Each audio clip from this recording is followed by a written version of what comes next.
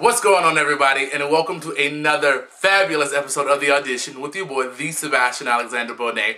I'm your boy, the Sebastian Alexander Bonet. It is official. Before we even begin, first off, make sure you subscribe, you know what I'm saying? Tell all your friends about me. Make sure you thumbs up me or finger me, as I say, to keep up with me. Subscribe so you can see every time when I upload a video, you can get all the happenings and this and that and the other. So it is official. It is official. It is official. Today is October 16th, 2012. It is officially 10 days before my 32nd birthday. I am utterly excited. I feel blessed. I feel exuberant because I am excited about my birthday. Right now, I've just been working and toiling, as the old folks say. Just trying to get my bread up, get my cheddar up, just working. You know what I'm saying? I'm excited because next weekend I will be in the wonderful and majestic city of Atlanta, Georgia.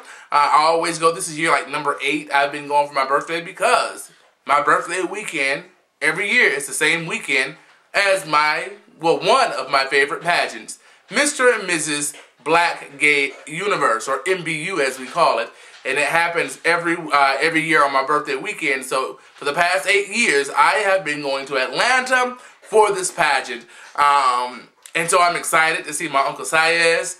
Hint, hint, he is coming to break the building in two. I am excited about seeing my cousin Jamel, or Zachary Fox Bonet, my cousin Daz, and I'm looking forward to seeing my cousin Samaria Bonet, my uncle Archie, who was one of the owners of MBU. I'm looking forward to seeing my mother, the legendary Jasmine Bonet. I'm looking forward to seeing my other uncle Ken. I'm looking forward to seeing my Bonet family, period. There's so many people that I'm ready to see. And so I'm excited, staying at the Westin downtown, real grand, real luxurious. You know what I'm saying? Thank God for that employee rate, honey. But other than that, that's really about it. So I'm excited about that. So everybody right now is really up in arms about what has happened in Cleveland.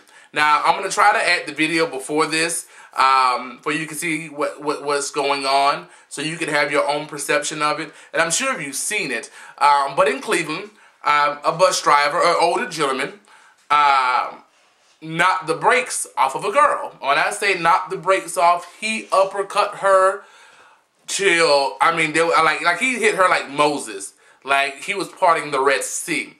And people are up in arms because he's saying he's a man, he shouldn't do that, he shouldn't hit a girl. Now, I disagree. My thing is this. I'm a part of this wonderful community that is called the lesbian, gay, transgender, bisexual community, LGBT community. Within this community, we have men that look like women in all intensive purposes, the transsexuals or the transgenders, excuse me. Then we have the gays, who are some masculine, some are feminine. We have the lesbians, who are some masculine and some feminine. And we have the bisexuals, who are, I don't know really, honey, really what they are. But in this community, there are genetic women that are built like men. I am 6'5", 269 pounds. There are women that are 6'3", 6'4", 6'5", 269 pounds. Now, this is my thing. I don't condone, I guess, hitting a woman, if you will, but when I say woman, I think of the traditional term. You know, everybody says, you know, I was raised not to hit a woman, but remember, who raised you? People from earlier and previous generations. Moo baba, you see me doing a video. I'm talking to my dog. Go on now, get out my lap. Previous generations, you know what I'm saying? So if you're talking about your grandfather told you not to hit a woman, he was really talking about a true woman. Feminine, docile. You know, they wear bras, not sports bras. You know, BB homemaker, things of that nature. You know what I'm saying? They were women. Not denoting these, you know, these women, but they're kind of, you know, butchy. You know what I'm saying? They're, you know, they don't wear panties. They wear boxer briefs. You know what I'm saying? So my thing is, I don't condone hitting women, if you will. You know, some old players say just grab her and shake her. You know what I'm saying? Just shake the shit out of her. But you know, it's kind of like it's like a double-edged sword. You know what I'm saying? But on the flip side, if you are my height, you got on Tim's just like me with some jeans and sagging, oh baby, you can get it. You can get the motherfucking business. Because my thing is sometimes women step out of line. And I'm not saying to step out of line, but when you step to a man thinking that, oh, he's not going to hit me, or I can say anything, or I can put my hands on him, because they were talking smack back and forth on the bus. But she spat on him? No. Spat, yes. Don't say spit, because spit is present tense. Spat is past tense. Yes, thank you for education.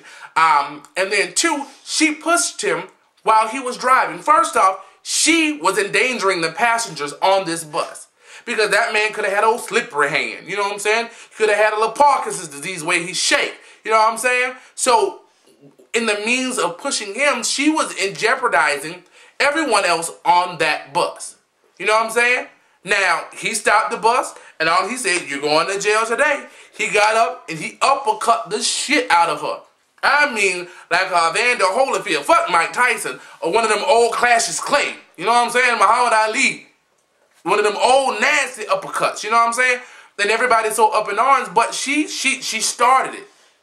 She hit him, and my thing is, I'm not gonna let anybody just beat on me. I'm not, but you know, once again, if you butchy, if your dick bigger than mine, your strap on, baby, you can get the business. I might lose. But you gonna look like your ass was in a fight. I damn sure probably will lose. I'm not a big fighter. I press charges. But I'm not gonna just sit there and just take your abuse and let you hit on me, physically hit on me, and think that it's okay. You think that because the thing about it is, if you think it's okay with me, you gonna try that shit with somebody else, and they might not uppercut your ass. They gonna just shoot your ass and say, have a good day. I'll come to your funeral. You know what I'm saying? Women need to stop trying men. Because a man, first off, would be a man. Stop.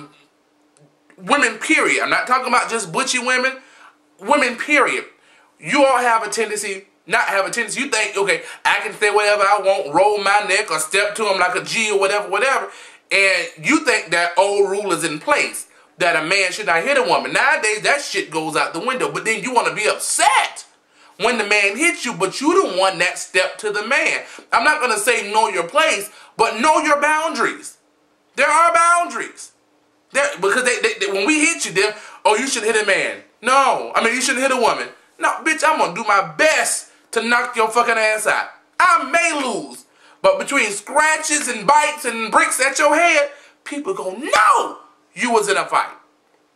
I mean, that's just my personal opinion. I don't condone men just slapping the shit out of women. You know, I'm not just talking about you just walking through the mall and you hit a hoe. No. You know, I'm not condoning that, but when you are endangering, as a bus driver, endangering me, endangering the people on the bus, it's self-defense. Because if you hit me first, man or woman, cat, dog, you know what I'm saying? I'm gonna do my best.